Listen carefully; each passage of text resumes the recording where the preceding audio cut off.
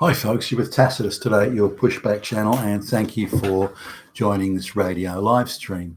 In this essay, I'd like to talk about how well paid gender diversity officers are and how the gender diversity scam, because it's all part of a wider globalist scheme, in my view, to create equity, but to try and humiliate and destroy and demoralize the wealthy or once wealthy West. So its purpose again is quite negative and quite destructive.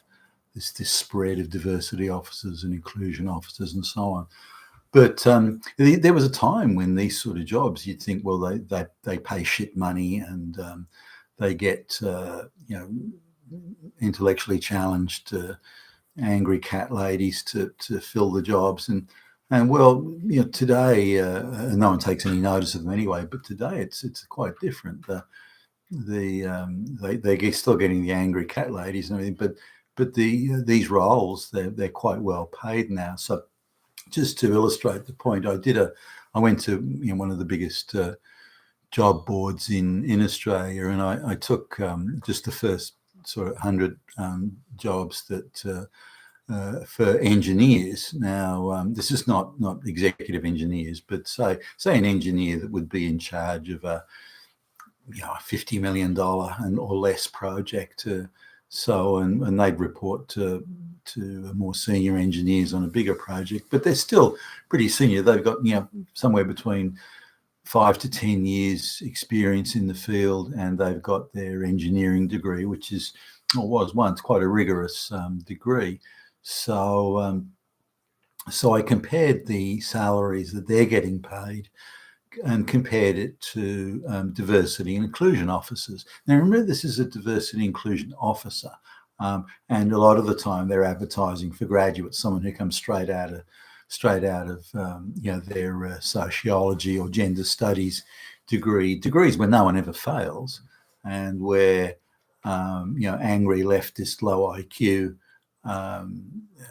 socialists and so on flock. Now, so the diversity and inclusion officers are paid, according to my calculations, on average 11% more. Bear in mind, most are graduates straight out of college.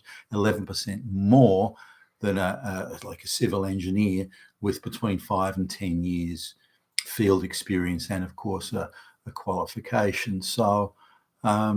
So this is a rigorous degree, 5 or 10 years experience in the field, a really needed job, something that adds value to everybody, the bridges and the roads and so on, to a diversity and inclusion officer whose sole job is to make sure that straight white males don't get work, and that anyone other than straight white males is hired and promoted and enriched and so on. That's their only job. You might as well just say they're an anti-straight white male officer. You could call it that. In fact, that's probably a more accurate title. Yet they're paid on average 11% more for graduates than for the civil engineers with a much more rigorous degree and more experience. Now, it's hard to believe, but it's an expression, an indication of the insanity of the world that we're currently living in. And there's no signs of that abating. If anything, it's getting worse. And just to sort of illustrate that, in terms of big engineering projects, I often go to sort of the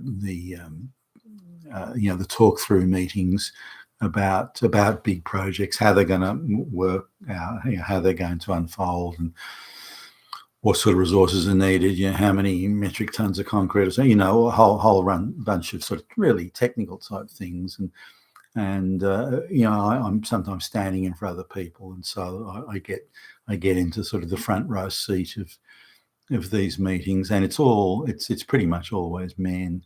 They're pretty much all civil engineers.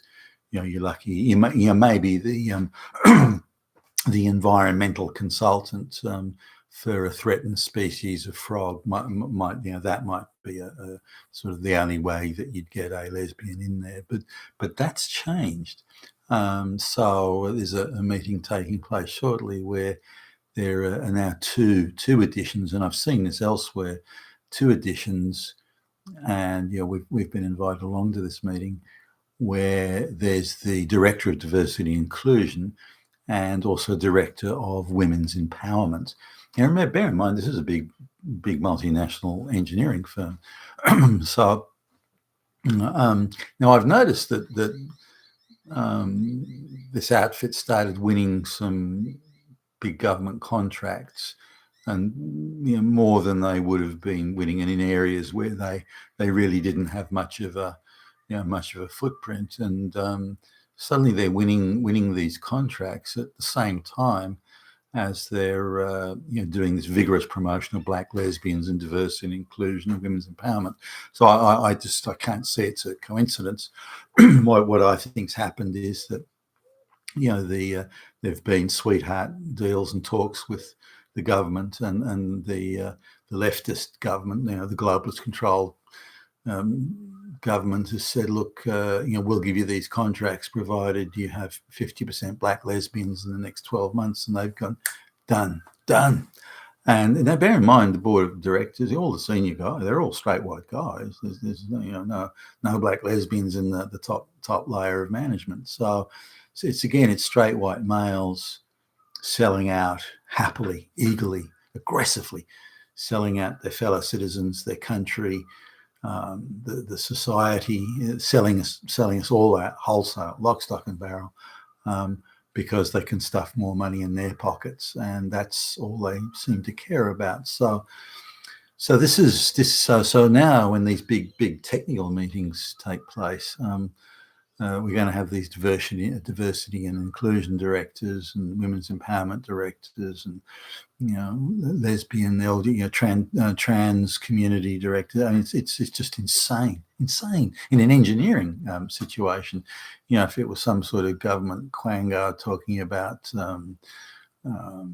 handouts to the poor or something, you go, okay, well, you kind of expect that there, but no, they're penetrating right into the upper echelons of the STEM fields, but not through any natural or organic means. They're being like force fed, pushed through the eye of the needle to get there. And this is how it's looking now. It's not hard that the name of the diversity and inclusion director was included, in the invitation. So it didn't really take much to anyone could have done this, to look at this person's qualifications, to look at the sort of their thesis, the sort of public statements they've made, the articles they wrote in the leftist student magazine, and so on. Now this woman's got who appears to be a lesbian. She's got this vitriolic hatred of straight white males, of the heterosexual family unit. Everything in the world is evil, all because of straight white males. All straight white males are Nazis, and it just goes on and on and on. And this is the person who is being given a front seat, a seat at the table to talk about a major civil engineering project. And you think to yourself, I can scarcely believe this. But there you go. This is what's happening, and a sign of the madness of our times. You've been with Tacitus about your pushback channel, and thank you for listening.